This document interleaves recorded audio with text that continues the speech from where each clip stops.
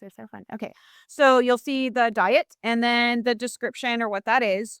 Indications mean who needs that type of diet. Okay. And then you'll have the different foods or options that you could put. I mean, there's a whole bunch more. I just gave, the biggest ones. Yeah. All right. So first one is diabetic diet. So without looking at it, what do you know about diabetic diet? They need to have obviously Like no ice or all right. So lower in sugar, count their carbs. sure they have fiber. Fiber is important. It's not mandatory. I mean, I think it should be mandatory because fiber does make you feel fuller. Okay. Um, it helps with better bowel movements. Okay. But there's nothing specifically with fiber and diabetes. Hello? Okay.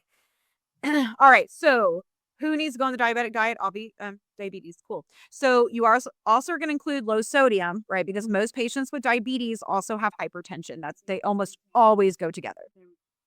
Have the tendency to retain the water. No, usually with diabetes, they have hypertension because they have a lot of sugar in the blood, making their blood more thick and viscous. So we want to lower sodium so it doesn't worsen the hypertension, right? We want to recommend complex carbs, which we talked about that. Okay. High fiber, I think, is good, and it is more beneficial to make them feel fuller longer, right? That's like those simple sugars have no fiber in them. So you're hungry like 10 minutes after you eat like a candy bar or something. Okay. But that's why they came out with like Snickers really satisfies because it has peanuts in it, which is a protein. So the peanuts plus the simple sugar of the chocolate does make it last longer in your body. And that's what they built an entire platform off of. Okay. Yeah. All right. Next is low sodium diet. Okay. They will ask you about these a lot. All right. Because we know sodium increases your blood pressure. And yes, like you said earlier, it can cause fluid retention. So sodium limits. Now, everybody's going to be different. Generically speaking, you're supposed to max out at 2 grams a day, which is 2,000 milligrams, right? But it's going to be different. Low sodium, they have to actually specify how many milligrams they will allow. Okay. Now, who would need a low sodium diet? Obviously, hypertension. Okay.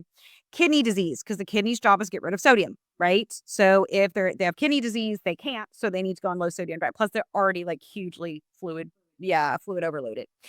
If they have any liver disease, I'm going to put them on low sodium as well, because with liver disease, they're going to get ascites and third space fluid. So we're going to put them on low sodium. Okay.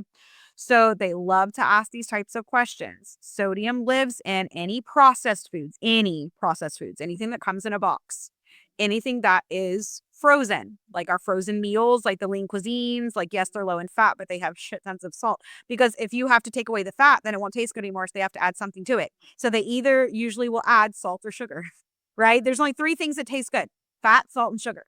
So anytime somebody makes something low fat, they increase the salt and sugar. So it kind of defeats the whole purpose. Salt and sugar, they increase fat.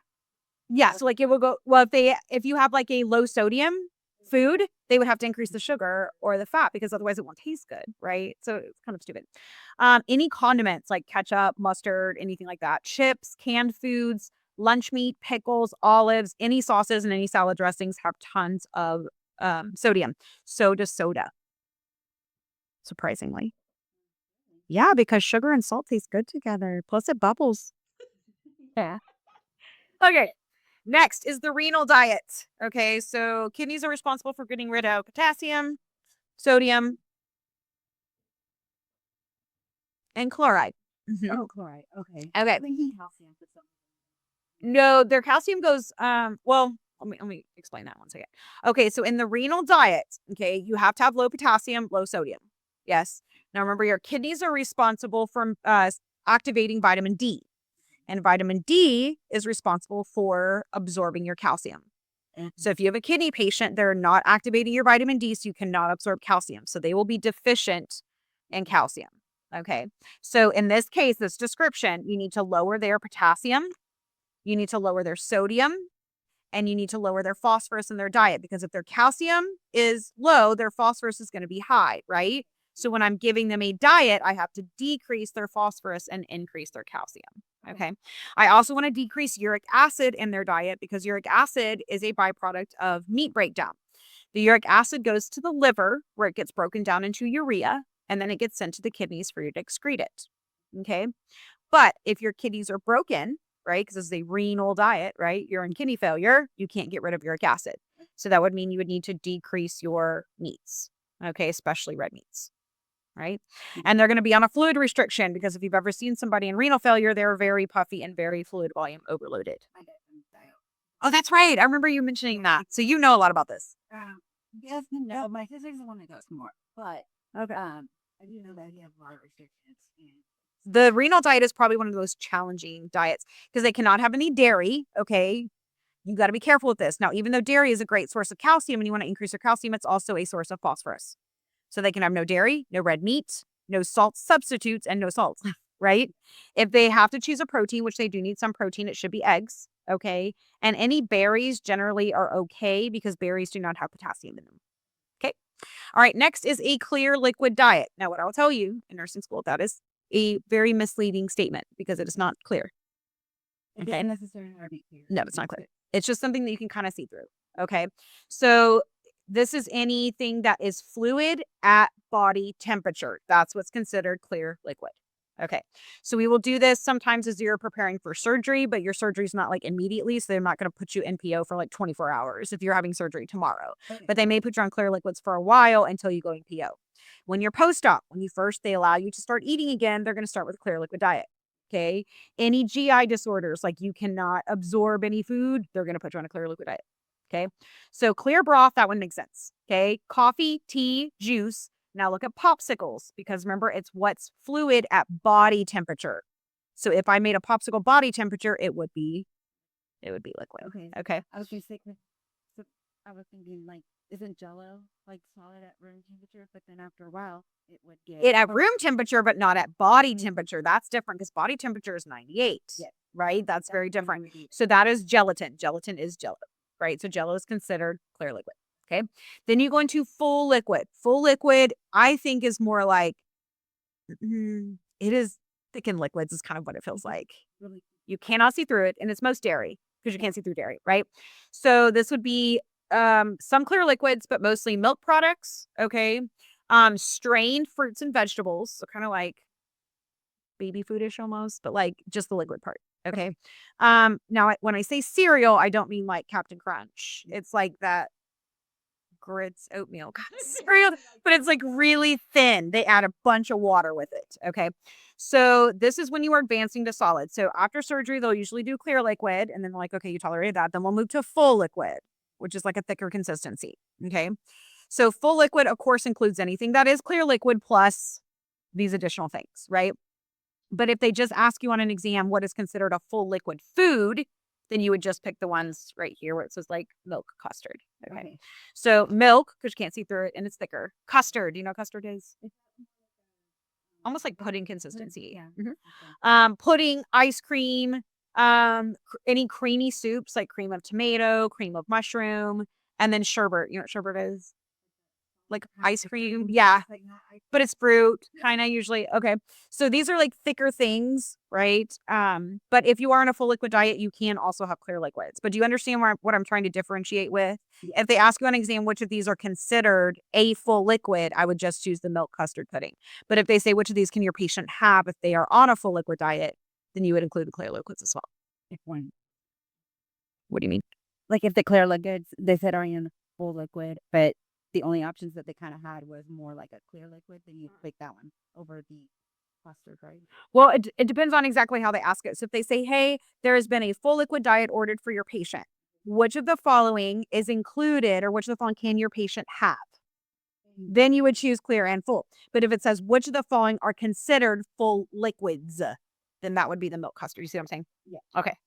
All right. Pureed diet. So we stick everything in a blender and they put some nasty shit. Burger and fries. Really? So gross. Yeah, it's nasty.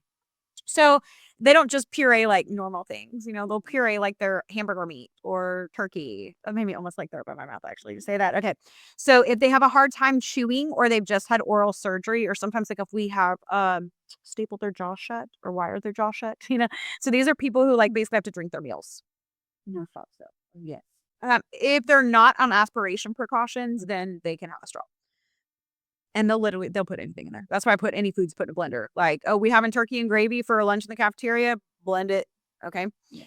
All right, mechanically altered. So mechanically altered is for people that have chewing difficulty, but they can eat chunkier foods. So it doesn't have to be completely pureed. Okay. So these would be chopped, mashed, and ground. All right.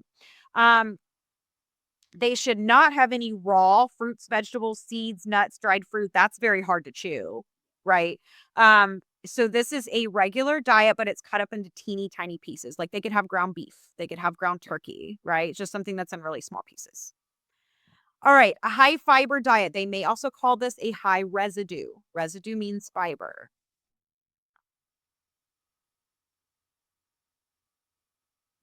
Okay. And that needs to be about 25 to 35 grams per day. They often ask fiber, how much you can have per day. So I would know that. All right. So who needs a high fiber diet? Patients that are chronically constipated, right? Or if they have diverticulosis. Do you know what that is? Is that the one? No, that's cirrhosis. Diverticulosis is when they have like big pockets in their intestines and food gets stuck in there. Maybe. It's a large intestine. So for high fiber, I mean, you know, it has high fiber, right? Yeah. Grains, beans, fresh fruits and vegetables, oatmeal, quinoa, peas, right? Yeah. And then a low fiber, they may also call this a low residue. These are people who have jacked up guts, like they have got blood and mucousy guts right now, and we do not want to put a lot of fiber through there. So any inflammatory bowel disease like Crohn's, ulcerative colitis, if they've just had an appendicitis, then probably not. Okay. If they have a bowel impaction, we don't want to put a ton of fiber because if they're totally impacted, it's going to hurt to move that, right? Or if they're having an active case of diverticulitis, okay? So diverticulitis is when they have an inflammation of those massive pouches And they can actually get an infection. Right? Because they're inflamed. they're inflamed, yeah, because they eat like nuts, seeds, popcorn, corn. It gets stuck in those little pockets and then it gets inflamed and infected. Okay. All right. So things that are low in fiber, this is the only time ever you will pick white bread. Okay. It is a source of nothing. Okay. So if you ever see like on an exam, nursing school exam, it's like white bread and on a chicken. Nah, that ain't it. Okay. Unless it's a low residue, low fiber diet. Potatoes with no skin and white rice. Okay. But that literally has like no nutritional value whatsoever. Right. Okay. All right. Do you understand the basics of the diets? Okay.